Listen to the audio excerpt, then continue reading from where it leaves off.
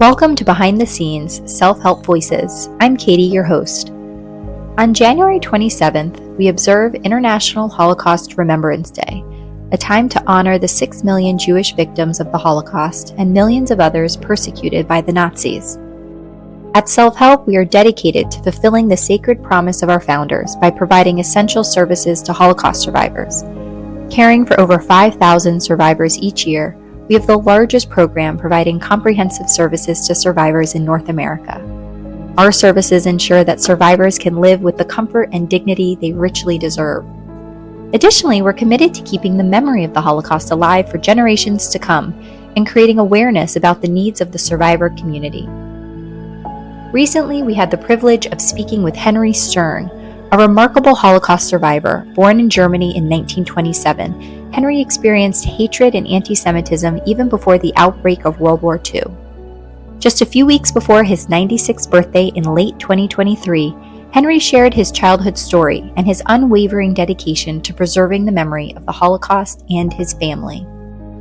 Tune in to hear Henry's powerful message and learn about his journey of spreading awareness and remembrance.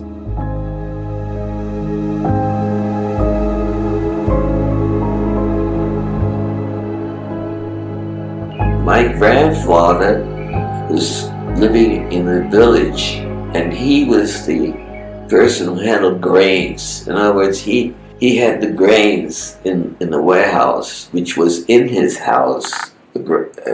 He was a grain merchant, and he had some land too, but he dealt with grain and gave the farmers flour and gave the farmers food. And then the Nazis came along, and he lost everything. He lost his house. He came to the United States, and this is interesting. Through Germany, he came, and his business was taken over by a Christian family who permitted him to live in the house, in the bedroom and all that.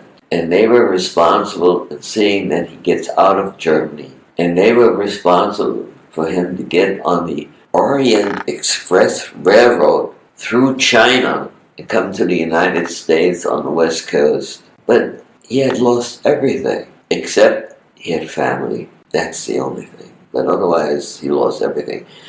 They were alone in Germany, by the way, during the Hitler times, at a certain time. But they were respected. And on the other hand, the Nazis wanted to get rid of them. And what did? They put them in camps. Lucky they made it out in time to go to Shanghai. But it's beyond understanding. My grandmother was really from Holland, from Dutch family, and settled in Germany. But some of her family members couldn't find a husband because they didn't have the money or the support they needed of a family. One person once asked me when I went to the theater and all that. I said, as a kid, I remember going to the opera, but later on, I wasn't allowed to go to movie houses. I wasn't allowed to go to restaurants. I wasn't allowed to go to fairs. I wasn't allowed to go to the city park. They had some benches that they put aside, but everything else was off limits. I remember walking in the park, and then kids came running after me and screaming and yelling.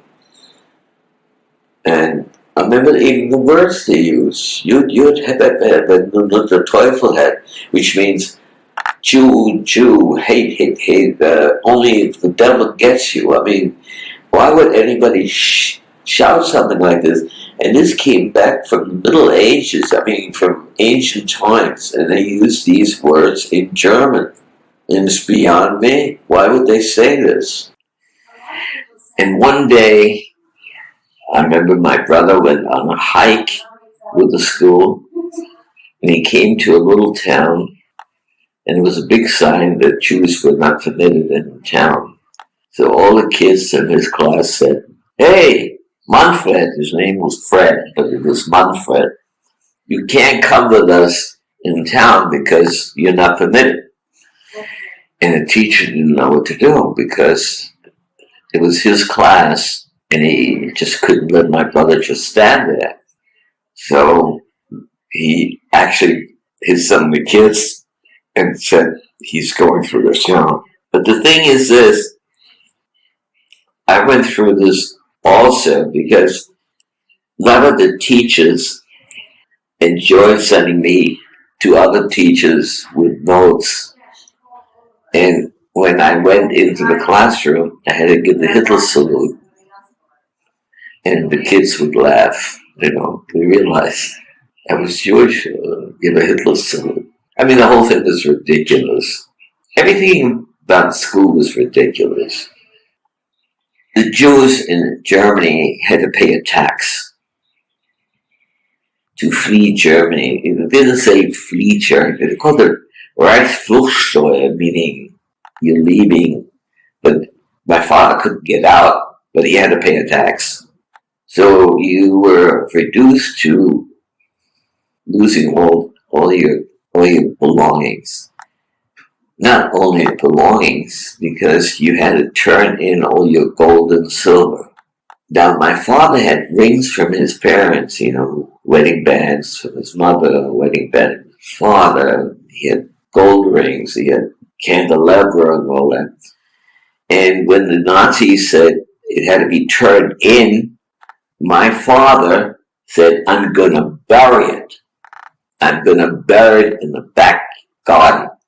And I remember my mother pleading with my father. She was crying to him. And I remember her being on the floor with my father, begging him. And my father turned it in. And the Germans took the stuff. And of course, it was all melted down, the gold and silver and all that. And he didn't get compensated for it until the end of the war. The German government gave some money. I forgot how much. It wasn't very much, a few $100 for all the things that he turned in. But you see the list of all his belongings that he turned in because he made a copy of it. It's in this book. That the Germans would take this gold and silver, and the only wedding bands he was allowed to keep was this wedding band of his wife, my mother, and his wedding band. But the wedding bands of his parents and the rings from his relatives and the silver and the gold all had to be turned down. And what the Germans did, they didn't put it in a museum. They melted it down. So they had gold bars and silver bars. Did you know that? Or you never knew that? Crazy. Can you imagine? I mean, some of these things are ancient things. You don't melt them down because it's gold that the Germans did. So, the story of leaving Germany, I remember that I was in the train, I had to get off. The German inspectors came. And I remember my mother looking at a poster, and the poster was from Augsburg. And she said to my father, I'm homesick. I thought it was very unusual for my mother to say she's leaving Germany, and she looks at a picture of the town she lived in, and she says, I'm homesick. So we got on the train, and we went to England. Now, in England, we really couldn't find lodging.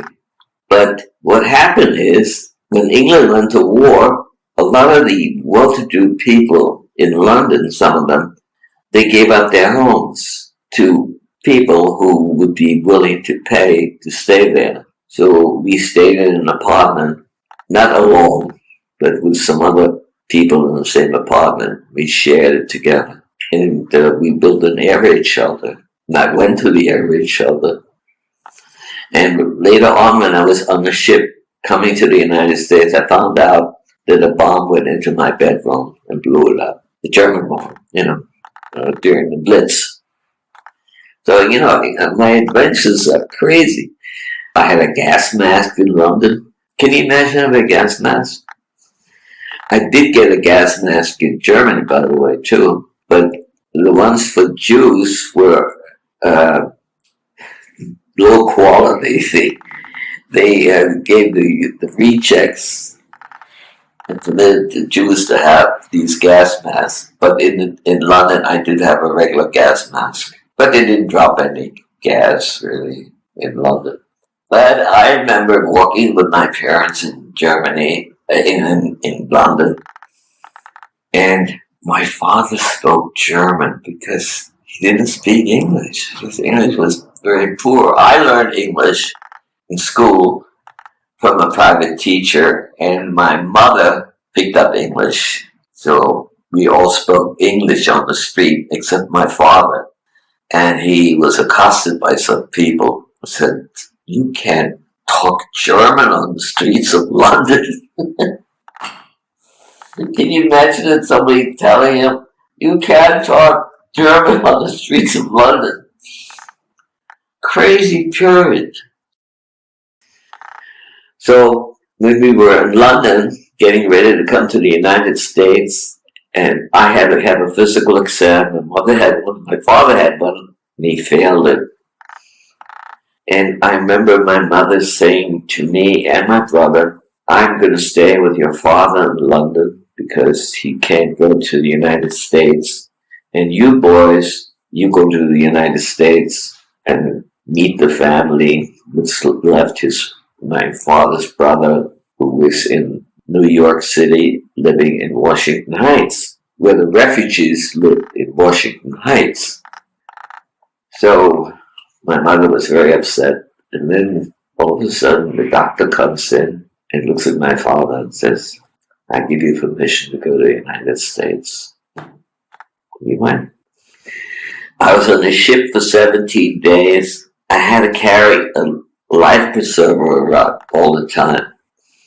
And then after a while, I said, "The hell with it." And then I put it in the cabin.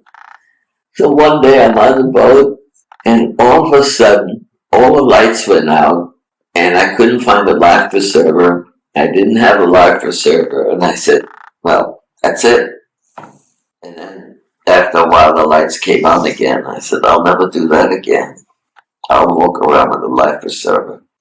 But, well, I feel a lot of people don't realize what's happening, and I feel the younger children should be aware of what is happening in the world and what happens to society, that they shouldn't ignore it, that they should understand the relationship between human beings and mankind.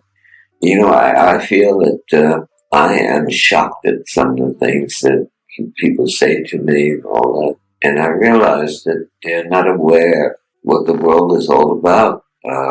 Certainly the story of my life and what I went through as a child of the Holocaust, and my girl cousins and all of them being murdered. I mean, to me is something that I cannot really express enough to the societies, that this is a world where we are all human beings and have to treat each other with respect and understanding, and not to be prejudiced and be bigoted and be nasty and be sort of an individual who doesn't really know what they're saying, what they're doing. It's to me, it's beyond me that I had to go through something like this, and my parents had to go through something like this, and my cousins had to go through this. I mean, it's just unbelievable.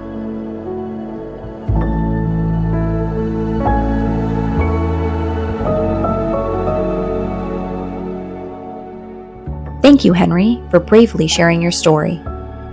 To witness the full impact of his interview, click over on our YouTube channel or follow us on Facebook and Instagram. Help us spread his inspiring message on January 27th, International Holocaust Remembrance Day. We appreciate your support and look forward to bringing you more episodes of Behind the Scenes Self-Help Voices.